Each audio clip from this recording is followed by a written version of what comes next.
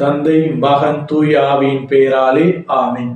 ஆண்டவர் உங்களோடு இருப்பாராக, உம் ஆன்மாவோடும் இருப்பாராக. இயேசுவில் பிரியமுள்ள சகோதர சகோதரிகளே, இந்த புதிய நாளை தந்த இறைவனுக்கு நாம் நெஞ்சார நன்றியை கூறிக்கொள்வோம். இறைவன் இரக்கமுள்ளவர், கருணை உள்ளவர். அவர் என்றும் நம்மோடு வாழ்கின்ற நம்முடைய அன்பு தெய்வம்.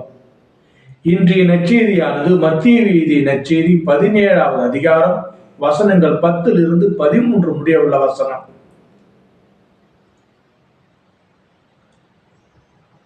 யோவானை பற்றிய செய்தியை இந்த நாட்களில் நாம் வாசிக்க கேட்கின்றோம்.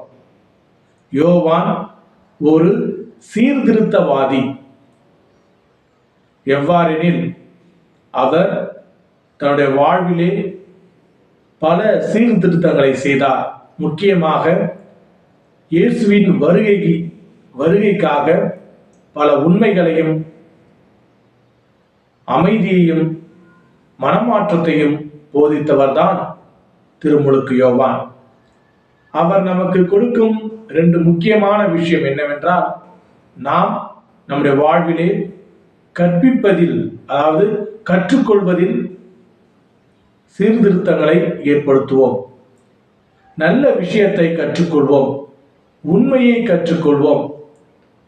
அவ்வாறு நல்ல விஷயத்தையும் தீமையையும் உண்மையையும் கற்றுக்கொண்டு தீமையை அறவே வெறுத்து ஒதுக்குவோம். அதைத்தான் திருமுழுக்கு யோவான் செய்தார். தன்னுடைய குடும்பங்கள், உற்றார் உறவினர்கள், நண்பர்கள் மூலமாக, இறைவனின் மூலமாக நல்ல செய்தியையும் உண்மையையும் அமைதியையும் சந்தோஷத்தையும் கற்றுக்கொண்டார். அதைத்தான் அவர் பகிரங்கமாக அறிவித்தார். மனம் மாறுங்கள் என்ற அழைப்பையும் விடுத்தார். இயேசுவின் வருகைக்காக தம்மையே தயார் செய்து கொண்டார். 2வது உண்மை என்னவென்றால், கற்றுக்கொண்டதை தன்னுடைய வாழ்விலே கடைபிடித்தல் வேண்டும். இதைத்தான் திருமுழுக்கு யோவானும் செய்தார். கற்றுக்கொண்ட நல்ல விஷயங்களை, நல்ல செய்திகளை தன்னுடைய வாழ்வில் கடைபிடித்தார். அவ்வாறு அவர் தன்னுடைய வாழ்வில் கடைபிடிக்கின்ற போதுதான் ஆதிக்க சக்தியினரை, தவறு செய்தவர்களையும் பரிசேயர்களையும் சதுசேயர்களையும் அவர் வன்மையாக கண்டிக்க முடிந்தது. அவர் தவறு செய்தவர்களை அவருடைய தவறுகளை சுட்டி காட்ட முடிந்தது.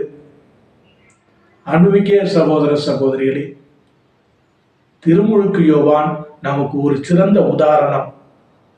நல்லவற்றை கற்றுக்கொள்வோம், அதை தம்முடைய வாழ்விலே கடைபிடிப்போம். இயேசுவோடும் நம் ஆண்டவராகிய பிதாவோடும் சேர்ந்து பயணிப்போம். இறைவன் இரக்கமுள்ளவர், கருணை உள்ளவர். அவர் என்றும் நம்மோடு இருக்கின்றவர்.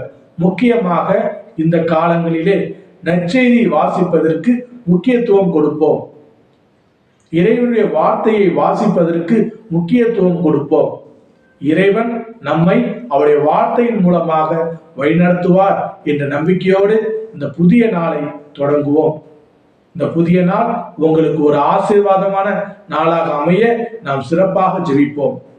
எல்லாம் வல்ல இறைவன் தந்தை, மகன், தூய திரு ஆவி நம் அனைவரையும் நிறைவாக ஆசீர்வதித்து வழி நடத்துவாராக.